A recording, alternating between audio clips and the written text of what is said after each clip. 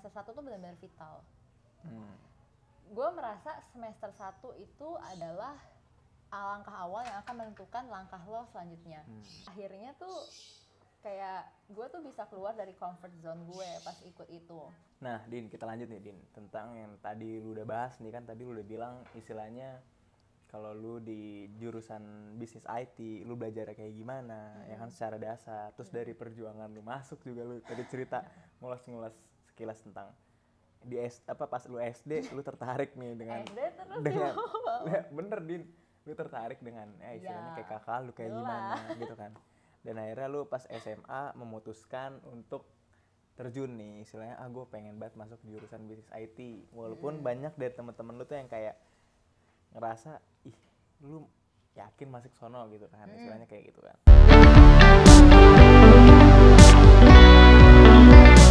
Nah kalau boleh tahu nih Din, biar istilahnya teman-teman nih mungkin biar nggak minder kali ya kalau misalkan dia punya cita-cita nih dan istilahnya tuh nggak sama dengan yang lain gitu.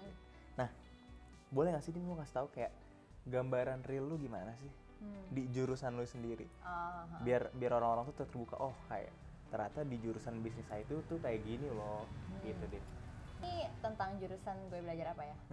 Jadi kalau di gambaran real lu di kampus ya? Gambaran real di kampus ya. Jadi kalau di kampus sendiri awalnya tuh emang struggling, susah lah awalnya ya. Lo transisi dari SMA, lo jadi mahasiswa kan itu emang transisinya lumayan ya kalian semua yang udah kuliah kayaknya bakal tahu lah istilahnya itu kalian bakal harus beradaptasi lagi gitu. Di situ susah karena apalagi awalnya gue belajar programming. Gue pertama tuh belajar programming semester 1. Gue belajar programming, gue belajar accounting.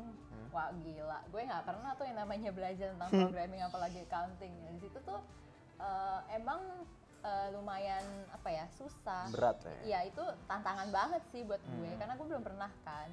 Tapi justru di situ sebenarnya ada satu sih yang tips buat kalian yang baru masuk kuliah ya. Kayak semester 1 tuh benar-benar vital.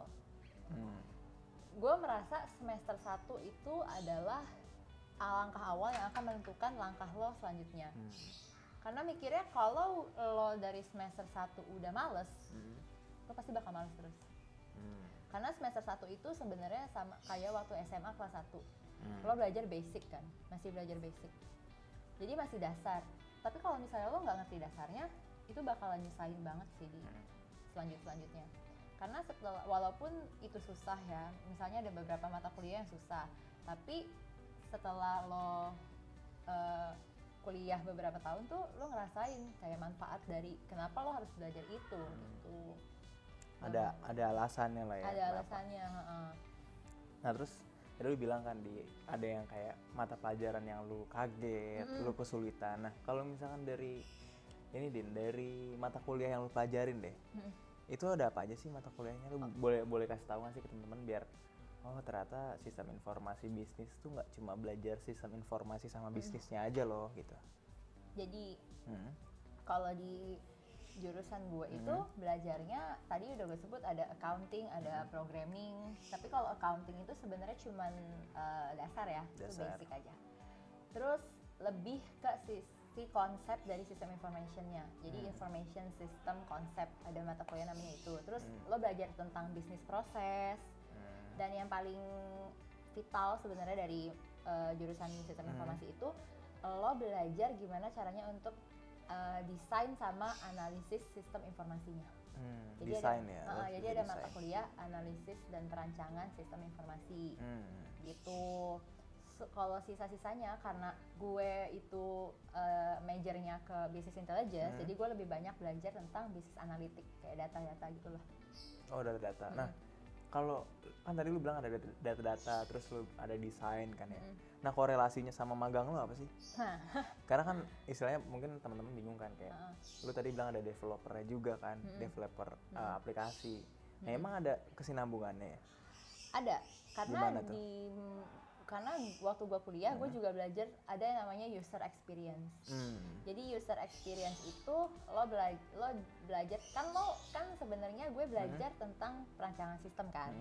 Nah ngerancang sistem tuh nggak cuman gitu doang. Ada teorinya lah. Ada risetnya. Ya, ada teorinya kenapa lo harus gini. Kenapa habis dari menu ini harus ke sini gitu. Nah itu namanya mata kuliah user experience. Gue belajar di situ. Nah kalau untuk kolerasinya sama magang gue mungkin ini sih untuk ngedesain sama ngedevelop aplikasi. Dan biasanya kan karena gue di iOS developer, jadi gue ngedesain banyakan aplikasi iOS. Oke. Nah, tadi lu bilang ada belajarnya mata kuliahnya banyak tuh kan, ada desain juga lu belajar, terus lu gimana lu istilahnya ngelatih diri lu buat analitik juga dan lain sebagainya. Nah, lu tadi bilang juga kalau lu kesulitan di kayak akuntansi karena lu nggak pernah belajar. Ada lagi nggak sih kira-kira yang menurut lu mata kuliahnya tuh sulit lu pelajarin gitu?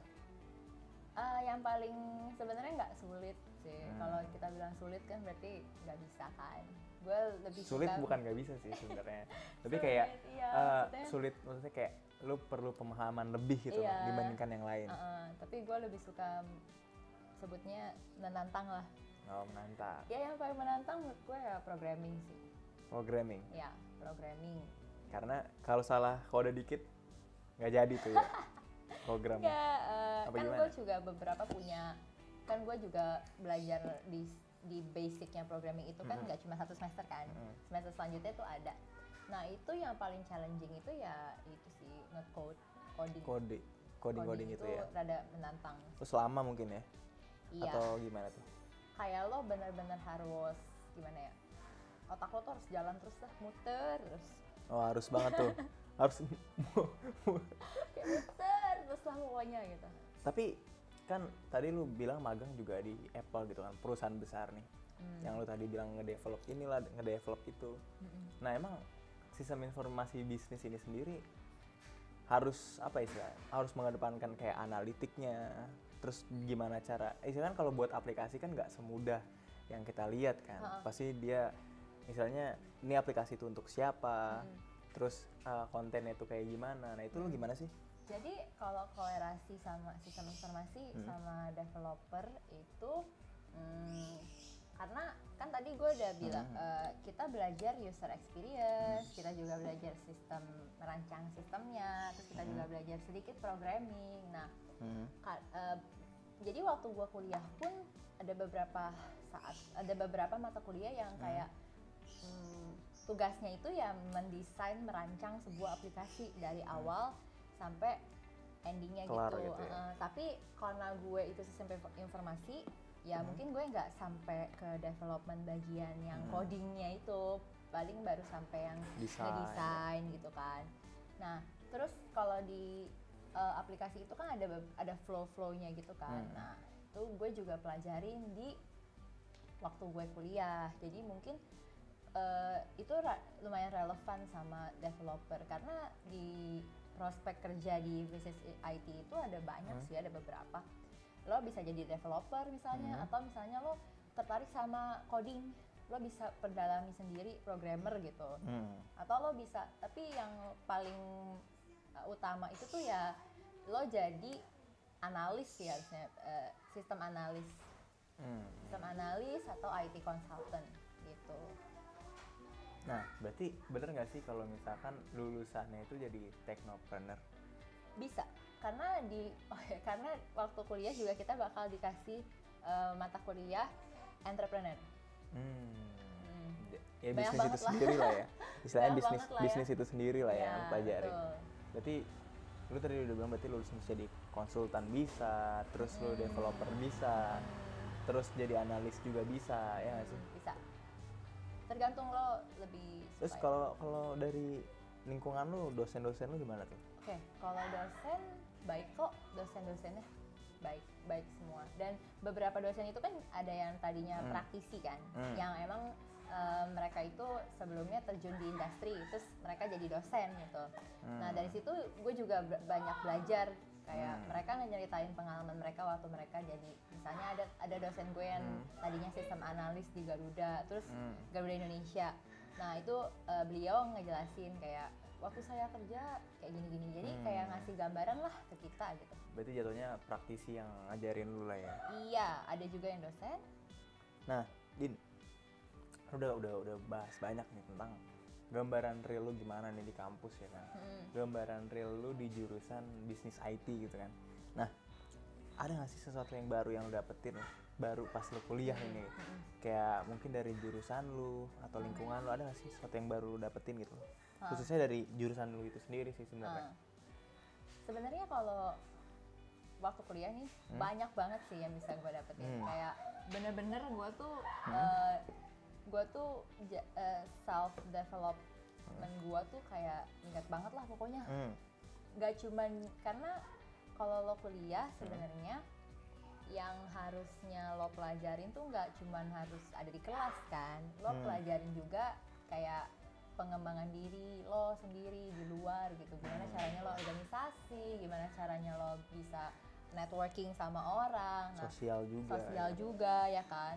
Kalau menurut gue yang paling pelajaran yang paling penting tuh gimana caranya gue itu jadi orang yang lebih baik sih. Kayak dulu waktu SMA ya namanya kalau belajar itu kan sebenarnya yang penting lo ada niat, lo ada materi, belajar gitu kan. Tapi kalau di kuliah kan nggak sebatas itu gitu. Iya. Kita harus bisa ngembangin diri sendiri juga.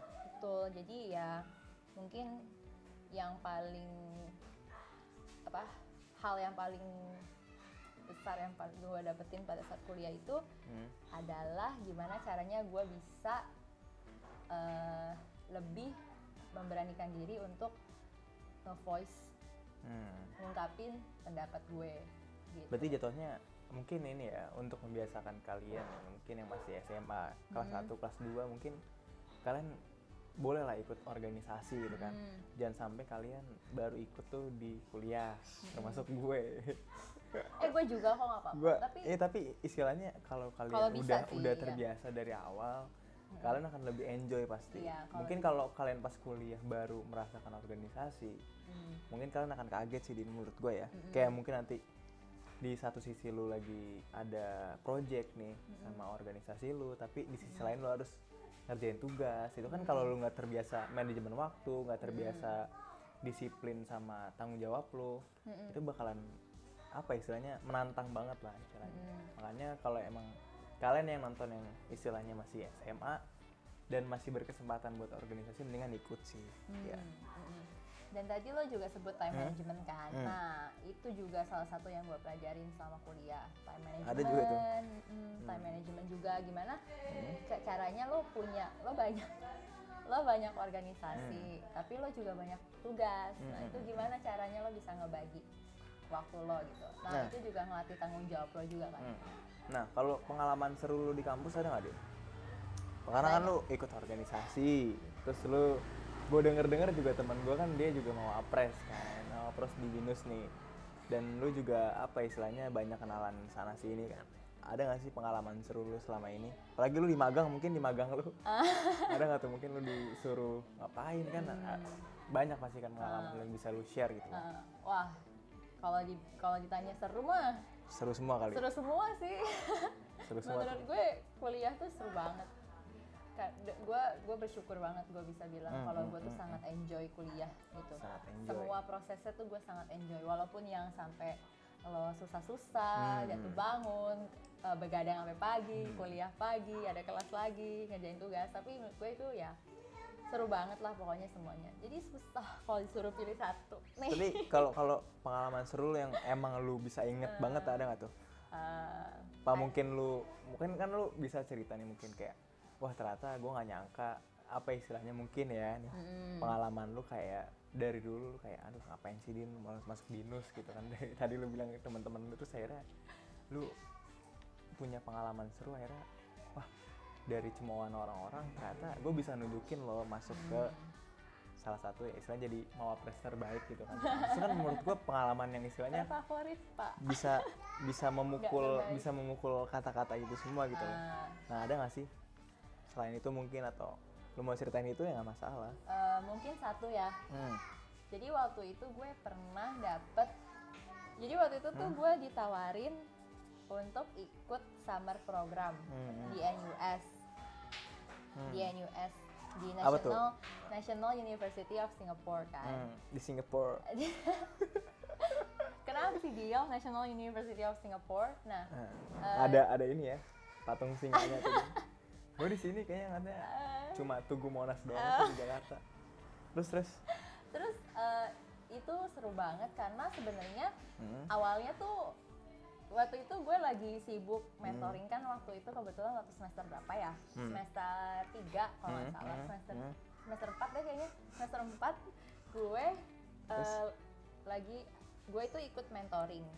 Gue daftar jadi mentor. Nah, oh udah jadi mentor? Iya, gue student mentor waktu semester 4. Nah, itu gue lagi ribet, itu lagi ujian dan itu gue lagi pusing lah ya? Iya, gue lagi ribet lah. Terus tiba-tiba pas gue lagi ribet untuk mentoring, gue tiba-tiba ditawarin untuk daftar di summer program ini. Summer program itu, ya lalu?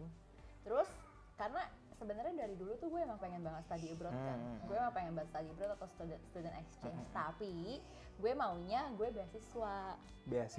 Gue maunya beasiswa. Nggak pengen ngeluarin duit lah ya? Gue nggak mau kalau misalnya gue minta sama orang tua gue gitu. Karena mungkin mahal kali ya? Iya, gue ngerasa kayak berat lah. Gue nggak itulah.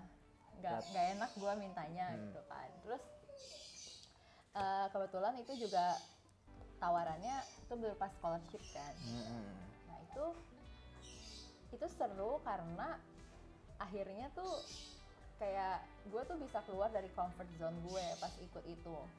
Kenapa tuh lu bisa bilang ya, keluar dari comfort zone lu itu? Soalnya kan gue sebenarnya bukan orang yang terlalu extrovert lah.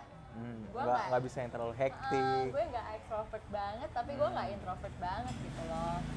Nah tapi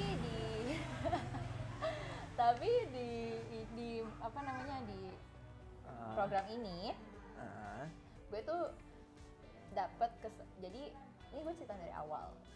Oh dari awal? Dari awal gak? Ya udah, bebas terserah Dinda lah. Terus karena waktu itu ya akhirnya gue daftar lah. Karena sebenarnya gue ngerasa itu opportunity kan.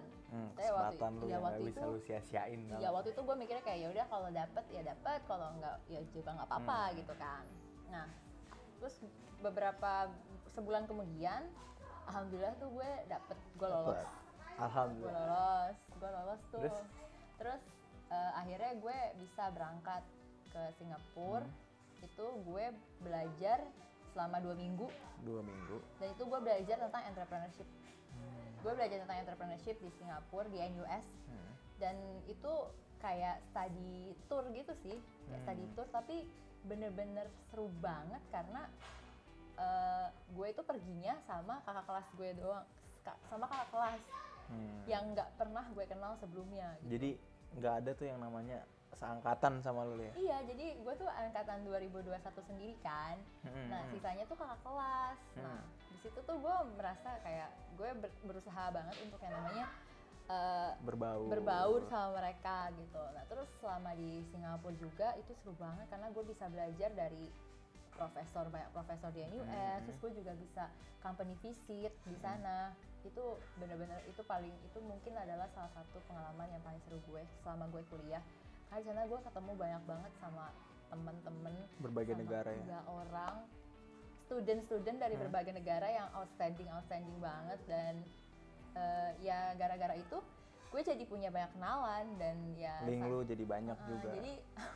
Jadi sampai sekarang pun kita masih keep in touch gitu, kita masih kontak-kontakan. Keep in touch bro. Jadi ya itu seru banget sih, itu merupakan salah satu pengalaman seru gue. Karena selain gue bisa belajar entrepreneurship, gue juga memperluas networking gue. Gitu. Iya sih. Nah ngomong-ngomong masalah opportunity, tadi kan lo nyinggung tuh masalah kesempatan ya. Gue juga ngerasain sih Din, istilahnya. Ini kalau misalkan, ya gue sedikit cerita mungkin ya. Karena gue waktu itu juga pernah ditawarin kan kayak, lu ikut ini aja yuk, lu mau gak nih kesini. Nah tapi itu gue orangnya dulu kayak, aduh ntar dulu dah gitu Din, kayak ntar deh gitu kan. Karena kebanyakan ntar-ntaran nih, akhirnya kesempatan yang istilahnya mungkin gue jadi ngerasa gini Din, kesempatan itu kan udah pasti hilang kan. Dan gue ngerasa saat itu dijalanin orang lain, gue langsung mikir kayaknya gue bisa nih lebih dari orang ini gitu loh Din. Kayak apa ya, kayak aduh udah hilang, terus lu cuma bisa ngomong di belakang. Jadi kayak menurut gue nih ya, buat kalian yang emang punya kesempatan terus kalian dipercaya orang lain, mendingan dilakuin aja sih. Ya gak sih? Karena kita nggak akan tahu gitu loh. Kalau hal itu diambil orang lain atau kita belum mencoba hal itu tuh kita nggak bakal bisa ngerasain gitu. Jadi gue setuju banget sih sama kata-kata lo tadi. Jadi sebenarnya ketika kita dapat sebuah kesempatan, kita nggak usah ragu sih. Maksudnya Gak usah minder ya, kayak percaya aja sama diri kalian dan kalian coba untuk ambil semua kesempatan yang ada. Tapi jangan lupa juga untuk tanggung jawab sama kesempatan itu ya. Kesempatan tuh kan nggak datang 2 kali kan. Coba kalian bayangin kalau misalnya waktu itu gue nggak ambil tawaran itu, gue pasti bakalan nyesel banget. Apalagi lu ngeliat foto-fotonya. Apalagi lo liat teman-teman lo yang bisa gitu ya. kan. Jadi ya ketika ada opportunity di depan lo ya lo ambil aja gitu. Tapi jangan lupa lo juga harus tanggung jawab sama opportunity itu. Jangan lu ambil lebih dari 5 terus kuliah lu acak-acakan ya, jangan tiba-tiba juga. lo cuman rely sama orang lain gitu, itu enggak banget sih. Kayak misalkan lu cuma sibuk kuliah sama satu organisasi, nah kalian ya bisa coba lah istilahnya kan baru satu kan ya, tapi kalian juga pikirin diri kalian kayak gue kayaknya maksimal organisasi cuma 3 deh, atau ikut lomba kepanitiaan cuma 3, ya udah 3 aja gitu, jangan banyak-banyak juga. Dan lihat juga kondisi kuliah kalian lagi kayak gimana. Jangan pas lagi pengen UAS nih lu malah ngambil banyak-banyak. ada lu bunuh stress, diri boy. Iya. Bunuh diri itu harus dipikirin selain sih. itu juga harus pikirin juga keuntungan sama keuntungan sama kerugian, karena kan setiap opportunity kan pasti punya plus minusnya sendiri. Iya, ini omongan orang bisnis banget ya. Dan di situ lo harus coba riset kayak kalau lo ambil opportunity ini apakah ini bakal menguntungkan lo apa gimana gitu. Jadi semuanya balik lagi ke gimana caranya kalian ngatur dan keuntungannya tuh seberapa buat kalian. Karena gue denger juga lu waktu summer itu kan istilahnya lu juga lagi banyak tugas, apalagi lu kalau denger lu lagi mau UAS juga ya. Gue lagi UAS itu. Lagi UAS malah ya. Makanya kan itu istilahnya aduh, kalau misalkan dihitung untung ruginya kan, kalau lu lihat dari UAS-nya doang kan masih kayak aduh gue rugi banget nih ngulang UAS, apalagi siapa tahu UAS-nya dibedain kan, pasti ada beda sendiri kan soal-soalnya. Tapi kan keuntungannya juga wah, tapi ini satu-satunya nih lu bisa ke luar negeri, lu bisa ketemu orang banyak. Nah Din, tadi kan kita udah ulas banyak nih Din, istilahnya kita juga udah ngasih tahu nih ke teman-teman ya kan, kira-kira tuh bisnis IT itu seperti apa, terus belajar kayak gimana, mata kuliahnya ada apa aja sih. Terus habis itu lu juga udah ngomong istilahnya udah nge-share lah pengalaman seru lu yang apa lu bisa ke Singapura. Nah gimana sih Din istilahnya tips dan trik nih dari lu nih ya kan, istilahnya biar kita tuh bisa survive gitu loh dalam menjalani kuliah khususnya di jurusan bisnis IT. Oke, sebenarnya kuncinya satu sih, lo jangan berhenti untuk learn something new, kayak belajar, kayak lo tuh selalu harus punya niat untuk belajar terus, karena kan gue belajarnya teknologi kan. Teknologi itu kan nggak diem, nggak statik. Teknologi selalu itu dinamis gitu, berkembang ya. Teknologi is changing kan, jadi lo setiap tahun tuh pasti ada yang berubah, setiap beberapa periode tuh pasti ada yang berubah, jadi lo tuh harus selalu belajar lagi. Dan juga tanggung jawab, terus sama biasanya kalau buat gue niat belajar, tanggung jawab, sama nikmati prosesnya sih. Yang penting lo survive, pasti lo bisa survive kok. Yang penting lo tuh punya niat untuk nyelesain semua tugas lo dengan baik gitu. Sama satu lagi, jangan lupa untuk berdoa. Iyalah, semua harus ditutup dengan berdoa. Betul. Berarti tapi kalau misalnya mungkin juga tips dari lu, jangan minder lah untuk bersosialisasi. Betul. Dengan cara ikut organisasi, cari kesibukan lain, ya kan? Jangan cuman kupu-kupu, kuliah pulang. Kupu-kupu, iya sih bener banget itu. Jangan jadi kupu-kupu. Tapi jadilah bintang bersinar kuliah kalian bro. Nah Din, tadi udah ngasih tips and trick nih, mungkin ya kalian mungkin juga bisa mungkin kali ya, kalau misalnya emang pengen masuk sistem informasi bisnis kayak teman gue nih, mungkin bisa dari sekarang mungkin pelajarin coding, dikit-dikit belajar desain, ya nggak sih? Bisa. Sebenarnya kalian bakal diajarin waktu kalian kuliah, tapi kalau misalnya kalian mau start dari sekarang pun itu juga ya nggak apa-apa. Bagus gitu. Karena istilahnya, kalian juga bisa ngerasain, apa ya istilahnya, bisa ngerasain euforianya, apa sih bahasanya? Apa? Bisa bisa ngerasain apa ya istilahnya, oh ternyata kalau misalkan kita masuk di sistem informasi khususnya bisnis seperti ini ya, kalian bisa ngerasa, duh gue suka nggak ya ternyata kalau kayak gini gitu. Nah Din, berarti tadi lu udah ngasih tahu nih tips and trick yang istilahnya biar teman-teman tuh bisa survive lah ya di jurusan bisnis itu sendiri. Nah kalau ngomong-ngomong masalah tempat paling asik nih Din di kampus lu nih, mungkin buat nongkrong, buat nugas, buat diskusi, itu ada nggak sih yang ya menurut lu aja lah istilahnya apa tuh yang tempat paling asik lah? Kalau karena gue kan kampus Bekasi ya, jadi belum terlalu luas kayak kampus yang lain, kayak kampus Kemanggisan atau Alam Sutra. Tapi kalau di Bekasi itu kita punya library, dan library kita tuh konsepnya nggak kayak library pada umumnya. Jadi kalau library di kampus di Bekasi tuh rada open space, tuh open space, nggak kayak library yang harus duduk diem nggak bisa ngomong gitu. Tapi juga nggak boleh berisik sih. Oh berarti tetap boleh ngobrol tapi dijaga lah ya? Iya, jadi lo bisa diskusi di library itu sama teman-teman lo. Tapi untuk nugas sendiri pun seru kok. Seru di situ? Seru. Sama mungkin lu kalau lagi gabut jalannya ke Sumarekon mungkin ya, yang deket tuh Din. Lagi lingkungannya kan lingkungan Sumarekon kan? Iya. Nah Din, tadi lu udah ngomong banyak lah istilahnya ya kan? Nih gue mau ngasih tau juga nih ke teman-teman mungkin kayak, Kak emang cuma di BINUS aja gitu kan, apa istilahnya bisnis IT. Nah sebenarnya enggak teman-teman. Nah gue mau ngasih tau nih ini istilahnya kampus-kampus mana aja sih yang istilahnya buka gitu loh tentang jurusan bisnis IT itu sendiri. Itu ada di BINUS, kayak temen gue nih Dinda, di Bakri, Institut Teknologi Indonesia, Politeknik Negeri Medan dan lain sebagainya. Nah mungkin kalau di PTN lebih kayak sistem informasinya aja kali ya? Iya, tapi gue dengar di Unpad itu baru buka namanya digital business, dan digital business harusnya mirip-mirip lah sama bisnis IT. Nah Din, untuk menutup nih Din, ya kan? Untuk menutup diskusi kita kali ini, boleh nggak sih lo kasih satu kata lah yang istilahnya menggambarkan bisnis IT itu sendiri? Apa tuh? Dari lo satu kata lah. Dari gue satu kata tentang bisnis IT. Oke. Seru Banget. Berarti buat kalian yang ingin seru-seru, buat kalian yang istilahnya tertarik dengan sistem informasi, tentang teknologi, terus mungkin tentang coding, tentang desainnya, ada desainnya juga, terus kalian juga pengen berbisnis, mungkin kalian cocok banget buat masuk jurusan sistem informasi bisnis ya. Yes. Oke Din, kalau gitu thank you ya. Thank you. Thank you Din. See you, bye.